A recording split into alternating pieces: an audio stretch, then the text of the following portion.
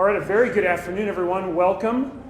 Very pleased to have everyone here for this announcement concerning the Unemployment Insurance Trust Fund and a package that we will be reading across the desk later today and introducing the bill later today. My name is State Senator Chris Hansen. I represent East and Southeast Denver. And along with my colleagues and members of the administration, members from the business community, members from the nonprofit space, we're pleased to talk about an important package that has been brought together with this bill. The Unemployment Insurance Trust Fund, as you all know, was under significant pressure during the COVID pandemic. We actually went into about $1 billion of arrears as we paid out the important benefits that were so vital to Colorado families to make sure that they were able to keep food on the table, make sure they could keep paying rent, even if they were in a situation where they lost their job. That's exactly what the Unemployment Insurance Trust Fund is designed to do. It is an insurance program and is set up as such. It's not a tax, it's not a fee, it's an insurance program. And Colorado has had a terrific record of success with the Unemployment Insurance Trust Fund, thanks to the hard work of the Colorado Department of Labor. And we're going to continue that sustainability, that ability to deliver for the state with this package. A few of the highlights, and then I'll let my co-sponsors add on to the details. This bill will create an immediate $600 million transfer into the UITF to make sure that we remain solvent.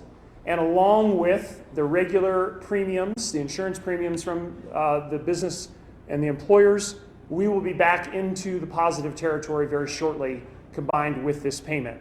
And so we'll be on a very good trajectory for solvency to make sure that this fund is ready in case we need it, as we make sure we're prepared for any future economic turmoil. The fund is also going to be adjusted by taking the lessons we learned during the pandemic and some of the temporary measures we put in place. We're now in a position to make those permanent. That means making sure that undocumented workers have a chance to recover benefits that they are eligible for because they were paid in by their employers. It's making sure that we have a clear path to help in the situation where workers have dependents at home. Again, making sure families are stable, not losing housing, and that they've got food on the table. So some great steps forward with this package. I'm so pleased to be a part of the team that has put this together. Of course, we've got great support from the Colorado Department of Labor and Employment. Very pleased to have Cher Haven here with us today. Also from OEDIT, Executive Director Myers, thank you for being here today. And I'm now going to turn over the podium to our other co-sponsors on this bipartisan bill. And first up, Representative David Ortiz. David, over to you. How's everyone doing this morning? No. I'm not going to start until I get some better at that. How's everyone doing this morning? All right. That's good to hear. I'm really excited to be on this bill. My name is Representative David Ortiz. I represent House District 38, which is Littleton in the western parts of Centennial. And ladies and gentlemen, this is what governing responsibly looks like. We've come together with a solution that will save businesses and people money and provide the assistance that people need when getting back to work. The unemployment insurance system, or UI system, was a vital lifeline for Colorado, as was already stated. UI benefits help Colorado bounce back from the pandemic and recover nearly all the jobs we lost. Think about that. A once-in-a-century pandemic, once every 100 years, and we've been able to bounce back strong when it comes to unemployment. In fact, we've had one of the fastest job recoveries in the country, so we have that to be proud of. During the pandemic, changes to the benefit system allowed workers to accept part-time work without losing their benefits. This helped people get back to work faster and filled jobs quickly when they became available. This bill makes that policy permanent, which will help people get back to work faster when they separate from their employment. Folks, we're trying to incentivize getting back to full-time employment. That's what we're doing here. Furthermore, the reforms we're making to the system will get workers their benefits sooner and prevent workers from losing benefits when they aren't quickly approved in the UI system. A week might not sound like a lot of time for some people, but when you're having to pay for medications for your grandparents, when you're having to pay for sports and things for your kids, and put food on the table, pay rent, believe me, a week makes a huge difference. So I know we've all heard stories of the government going after low-income individuals and families facing financial hardships from mistakes the UI system made when sending out benefits. We need to show some compassion for folks who, through no fault of their own, spent badly needed UI assistance to keep their families housed and fed. That's what we're doing here. And historically, our most vulnerable workers have not benefited from this system at all, even though they contribute. I want to make that very clear. We're talking about migrant families that contribute into the system. The reforms in this bill will change that. We'll be able to provide essential relief to individuals regardless of their immigration status, which will help stabilize their local economies. We're talking about workers that put food on Americans' tables. We're talking about workers that build our homes. We're talking about workers that do the work and make our economy strong, that pay into the system and earn those benefits. This bill is a win for Colorado. That's why you see workers and businesses coming together to say this is the way forward to reform our UI system and bring solvency to the UI trust fund. And with that, I want to introduce Senator Rankin, who's going to go next. It is a privilege to be on this bill with you. So going from being a lobbyist working with you on veterans issues to being on this bill with you. Thank you, David. Always a pleasure to work with you on both those issues. I'm passionate about both. Well, I think we all know that the Unemployment Trust Fund is established in a way that is ready to respond to recession. But that's not what happened, is it? I mean, we had massive requirements on the unemployment fund, which were not anticipated. And so as a result, we had this massive debt to the federal government that we now have to deal with. Well, we have to deal with it in a way that avoids supplemental payments to business, which would be an undue burden on business to make up the debt. So, and we have to get back into a position where we're ready for the next recession, which will happen. We don't know necessarily exactly when, but it will happen. So this fund has to be our insurance against the next recession as well. So, you know, I represent the Republicans, minority caucus, and I also represent rural Colorado, so I have some sort of special focus on this, and I think this bill goes a long way towards satisfying what has been, ever since the start of the session, a real priority for my party, for our caucus. We actually also put a bill on the books in the very first week of the session by Senator Woodward to pay off the Unemployment Trust Fund. We haven't really had the right solution, so we've worked together to come up with what that is. And it includes, you know, the things that are in this bill. So we believe that this $600 million and, you know, the payments that are starting to rebound will in fact make the fund solvent in the right time frame.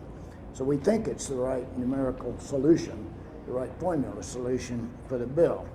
So, you know, no bill does everything, and certainly as the minority we can always come up with something, can't we? That's our job.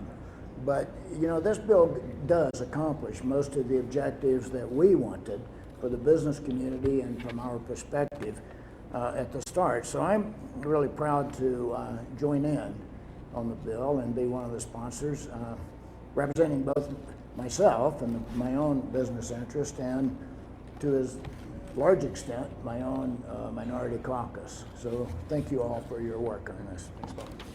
And it's my pleasure to introduce our other sponsor from the House of Representatives, Representative Snyder. Thank you, Senator. Afternoon, everybody. This is really a great day. This issue has been plaguing me, keeping me up at nights for quite some time now. And I think we all know that during the pandemic, those last 2 years have been tough. And it exposed a lot of things in a lot of areas. It showed us what it's good about our UI system and where we need to improve it. So I think that is really going to be great. You know, the workers here in Colorado deserve an unemployment insurance system that works for them and delivers assistance when and how they need it. This is a bipartisan piece of legislation that supports the business community, workers, and lawmakers of both parties. And I'm really proud of the stakeholding process that has gone into this. I can't be more applauding of how much our business community has stepped up and really worked out a great path forward for us. You know, we all know that our businesses are, you know, essential to the economy here in Colorado. And we've done so much in the legislature this year to reduce filing fees, to increase the vendor fee, and all kinds of things we can think of to reduce the load on business. But if we don't address the Unemployment Insurance Trust Fund deficit, that would all be for naught. So I'm really proud to have have this coming out today. I especially want to thank Governor Polis and his team for making this a priority in their budget. I think that really speaks volumes. I'm really happy to get this bill together today, and some of the companion pieces that are in this bill I think are going to really make it better for workers of all types we've exposed a lot of people that were not really able to access our system. So thank you to the governor and to all of my co-sponsors here, and we're really excited to have this be introduced today. So thank you very much. And with that, I would like to introduce the president and CEO of the Denver Metro Chamber of Commerce, Mr. J.J. Ament. Thank you, Representative Snyder. The Denver Metro Chamber has been working in service of the Colorado economy for about 9 years longer than Colorado's actually been a state. That's since 1867. And our members employ some 400,000 people throughout Colorado. And we assess this to be one of the most important pro-business, pro-economy bills that will be introduced this session. So we're delighted to be here to add our support. Having a functioning and solvent unemployment insurance trust is essential to having an operable labor market. And so during the pandemic, when through no fault of their own, many businesses were required to be closed as a result of the health emergency, and so many employees, through no fault of their own, experienced disruption in their work and had to be unemployed, having a robust and solvent system there to care for those employees until we're able to reopen the economy, restart the economy, and let them come back to work is really essential. And so by putting this relief money directly into this fund, we lower ultimately the tax that happens, or the premium that happens when we hire new workers. So this is really the only premium, the only tax that we have in Colorado that is a direct tax on hiring people. And so by providing this relief that the bill contemplates, that lowers the burden to rehire, reopen the economy, and put more people back to work. And so on behalf of the members of our chamber, who really are statewide, we're very encouraged by the bipartisan support that you see here today, and look forward to passing this bill and providing this much needed relief both for our employers and all of the people that they employ statewide. So thank you very much for having us, and we appreciate to add our support. Thank you, Kathy from Colorado Fiscal Institute. I think you're next. Thanks. Thanks, JJ. Hi, everybody. I'm Kathy White. I'm the Executive Director of the Colorado Fiscal Institute. And CFI is a nonprofit, nonpartisan organization that works on tax and budget and economic policies that support equity and widespread economic prosperity. So we too think that this bill does a lot for workers as well as the economy. And we have been very excited to be working alongside with the sponsors and a lot of different stakeholders from the business community, from the worker community, from the Department of Labor, to come to this good compromise bill that we have before us today. During the pandemic, we really saw that the unemployment insurance system was the first line of defense that we had against recession in this country, not just in Colorado, but across the country. And this 100-year-old program performed when more than 375,000 Coloradans applied in the months of March and April of 2020. They got benefits and were able to keep paying their rent while they weren't working. We really did see that not only was it a critical lifeline for workers and their families and their local communities, we also saw that there were a lot of gaps in this program. There were barriers to too many people not being able to qualify for a benefit, not being eligible for a benefit, even for many immigrant workers, the fact that their employers pay these premiums on their behalf. They just can't access the benefit, so their employers and their communities don't get the benefit that is unemployment insurance. And so this bill, while accelerating solvency, and we think that's a good idea because we're preparing, who knows, we might have another pandemic-related recession in just a few months. I hope not, but it could happen. And so accelerating solvency and putting us more on a solvent footing is going to be good for workers in the long run because the system will be ready to pay benefits if they need it. And then we also see that some of the gaps that were revealed during the pandemic, barriers, problems with administration, a whole variety of things that didn't make the system very accessible, particularly for the lowest wage workers in Colorado. We saw a lot of those gaps filled by federal and state policy action. both the Trump administrations and the Biden administration. So it's a lot of coming together to make good changes to the UI program. This bill will preserve some of those very important changes, policy changes, so that when low-wage workers need to access the system in the future, it'll be easier for them to do so. And so we support this bill, and we're really excited to see it move forward, and really happy to be working with all of the different stakeholders on this bill. So. All right, thanks. That's the end of the formal presentation. Very happy to take a few questions. Ed. Representative Ortiz mentioned this, but I guess any sponsors can answer this. I had heard before about the part of this bill. It sounds like you're going to be barring CBLE from going and collecting overpayments, or could you expound upon that, what Representative Ortiz was talking about there? Yeah, Kathy, I'll let you start with that answer. Sure. Go ahead. So Colorado already has a process where if someone is paid a benefit in error, that they come back and they can waive that overpayment, collecting that overpayment with penalties or interest based on good conscience and equity. So we already have this in law. We're just clarifying what it means to have good conscience and equity, and to have those overpayments or penalties or interest waived. We're not talking about, I know you all have probably heard about the big fraud rings, like fraudsters see an opportunity and they jumped in, and we had huge international fraud rings bilking unemployment insurance systems and all kinds of systems during the height of the pandemic.